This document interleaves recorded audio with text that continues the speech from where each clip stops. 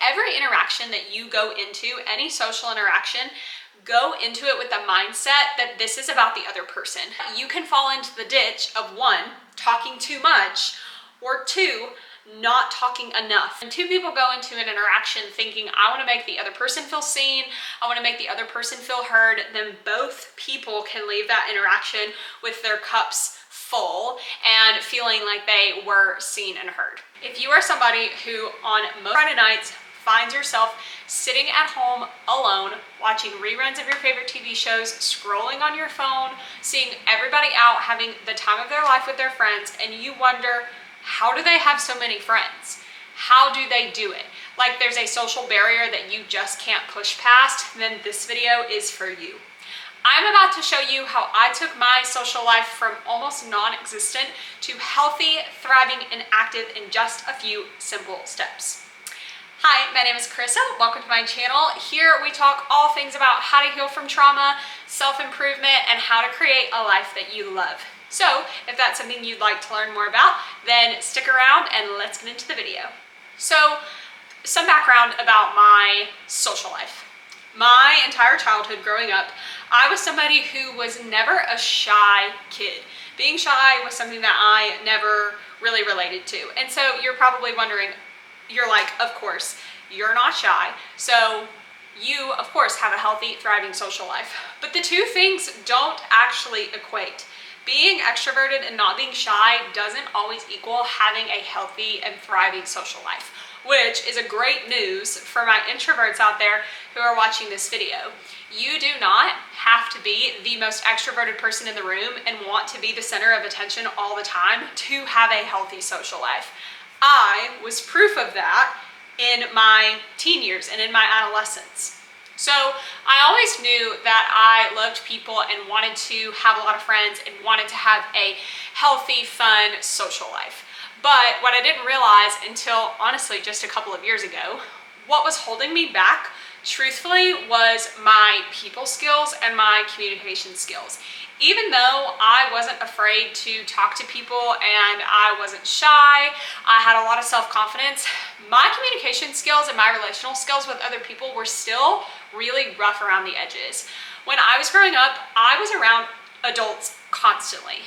I was adultified from a really young age. I never got to experience what it was like to just be a kid or just be a teenager. And so I had a lot of experience with how to be an adult and how to talk to other adults, but I had absolutely no experience or the ability to relate to people who were my peers.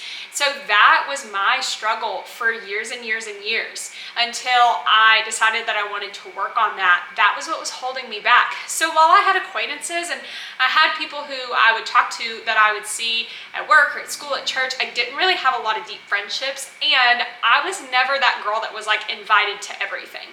And that was always something that I struggled with, was seeing people hanging out and being like, well dang, why didn't they invite me? So my first piece of advice that I can give you is learn to have a conversation.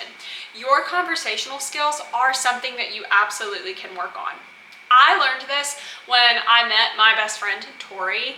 She is just one of the most sweet and beautiful feminine women that I have ever seen in my life.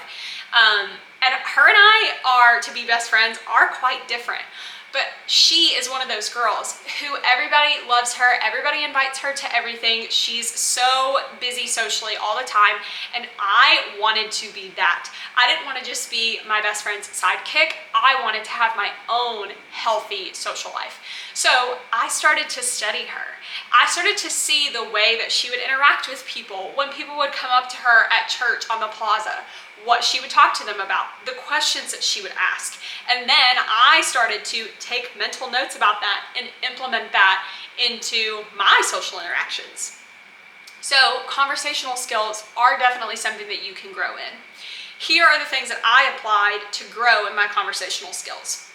One is learn how to ask people questions.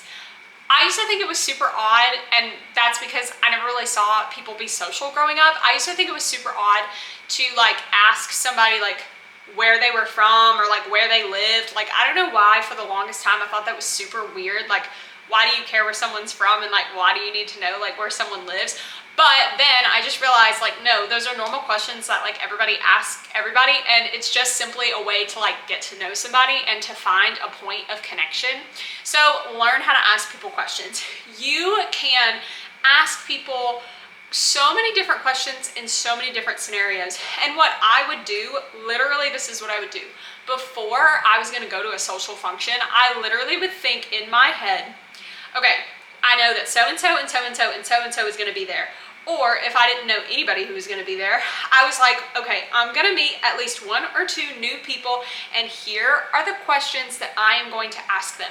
I would literally plan it out in my head because that's how bad I was at like having a normal get to know you conversation. Some of the things that I would ask people, of course, just the basics, like, what do you do? Where are you from? I live in Nashville, which is a city where a lot of people move from. So it's super easy to be like, how long have you lived here? Where are you from? What's your family like? All of those kinds of things. And then ask follow-up questions. When somebody says that they work in technology, then you can ask them, oh, what made you want to get into that? How did you get that job? What made you want to move to Nashville? You can ask so many follow-up questions, but it's not just about asking follow-up questions, because if you're super aggressive with that, it can come across not like inquisitive, it can come across almost as like an interrogation.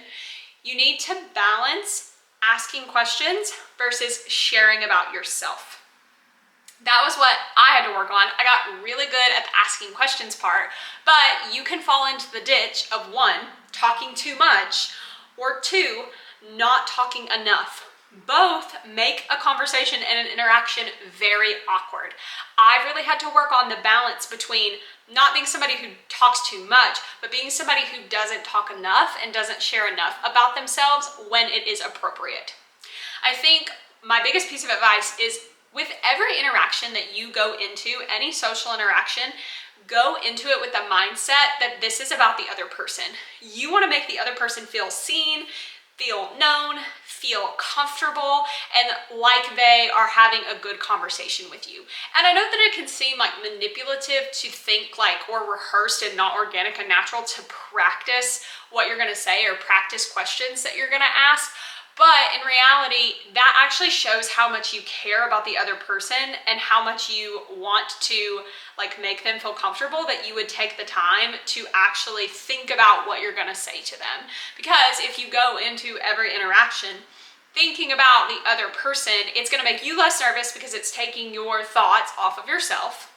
And it's all about service. And when 2 people go into an interaction thinking, I want to make the other person feel seen, I want to make the other person feel heard, then both people can leave that interaction with their cups full and feeling like they were seen and heard. So I think that that is, number one of the biggest pieces of being able to have a healthy social life is to learn how to have better conversations. And there are so many resources out there about how to have better conversations and how to get to know somebody socially. So tons of resources out there, but the biggest resource is you just going out there and practicing those things, because that's the only way that you're actually going to get better at it. Number 2 is be an initiator. I know that this can sound like, oh yeah, easy for you to say, but everybody, when you walk into a room, wants somebody to come up and talk to them. But if everybody is that person who is just sitting around waiting for somebody else to come and talk to them, then nobody gets talked to. Does that make sense? So to take control over your social life, take autonomy over your life, which we are big about here, is controlling what you can control. You be the initiator. You be the one that walks up and initiates conversations with new people. You be the one that initiates asking for somebody's number or asking for somebody's Instagram. You be the one that initiates hangouts. Be the initiator. And here's the thing, you have to get comfortable with people saying no. This used to be really hard for me when I was first trying to like make new friends, is you have to get comfortable with people, you asking them, oh, do you want to do something on Tuesday? Are you busy on Saturday? Especially when you first meet people, it can be kind of hard to get on their calendars if they've already got stuff lined up. And understand that them saying, oh, I'm sorry, I can't, I'm busy, is not a reflection of them not wanting to spend time with you. Genuinely, they are really busy. So what I say is, especially if you just met somebody and you're trying to get to know them, give them like the 3-time rule. So like, sometimes people may or may not say like, oh my gosh, yes, I'd love to hang out. And maybe they don't actually mean it. And the only way that you can find that out is try to hang out with them once. If they say no, they can't, try to hang out with them again. If they say, sorry, can't, too busy, try to hang out with them again. And again, if they say like, sorry, can't, too busy, then maybe just let that one go. It might not be a good time for them, and just move on to somebody trying to hang out with somebody else. I promise that if you are the initiator and you are asking people to hang out, you're trying to initiate plans, and it's really, really casual and it doesn't have to be weird. All you have to do really is just, you know, send a text and say like, a few days before maybe, and just say like, hey, what are you doing on Saturday? I want to have a game night. I want to go to a baseball game. I'm going to go line dancing. I want to go play pickleball, whatever the thing is that you want to do. Or maybe you're just inviting somebody over like to watch a movie or to just hang out and like have a drink. Just send a text and be like, what are you doing on Saturday? Like, I want to get a group together, or, you know, I'd love for us to hang out. Are you free? You should come over. And that's it. And then don't take it personally if they say that they can't hang out. Just try again and invite them. And then, you know, if it doesn't work out, then don't take it personally and just move on to the next. Third thing that I would say about trying to build a healthy social life is you have to go to things even when you don't feel like it. And you, in the beginning, have to go to a lot of things even when you don't feel like it. You have to go to the small group, go to the pickleball league, go to the open play. You have to go to this game night that your one random friend invited you to, where you only maybe know your friend and nobody else.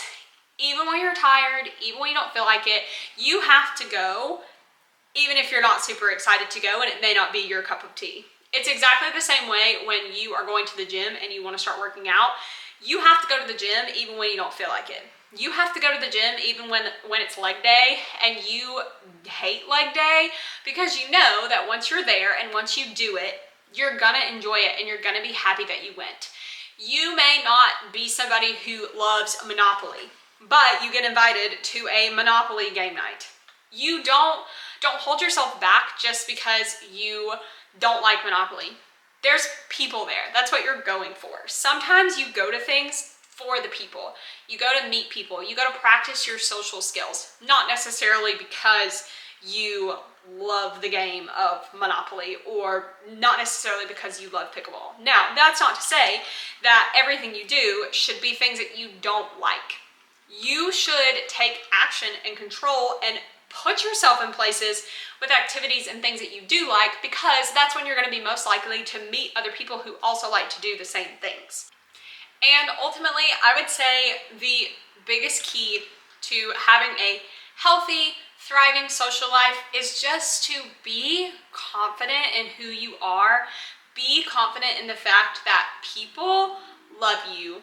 They want to be friends with you. And if you're implementing these steps, that's going to build your confidence. If you're going into every interaction knowing that you are just genuinely trying to get to know people, you're genuinely trying to connect with people, people are going to see that and they're going to feel that. You're going to find your people and they're going to invite you places, you're going to invite them places, and then before you know it, every single night of the week, your social calendar is going to be full. You're going to have a healthy, thriving social life. You're going to be invited to so many things that you're going to be exhausted and you're going to have to start saying no. Which, if you are somebody who is in this situation like I talked about in the intro to this video, where you're spending most of your Friday nights by yourself, then you cannot even imagine a world where you are having to say no because you're having so many social things. So, good luck on your journey to your social life. If you liked this video, then please subscribe and leave a comment below what your favorite tip was. And thank you for being here. Thanks for coming to my channel, and I will see you next time.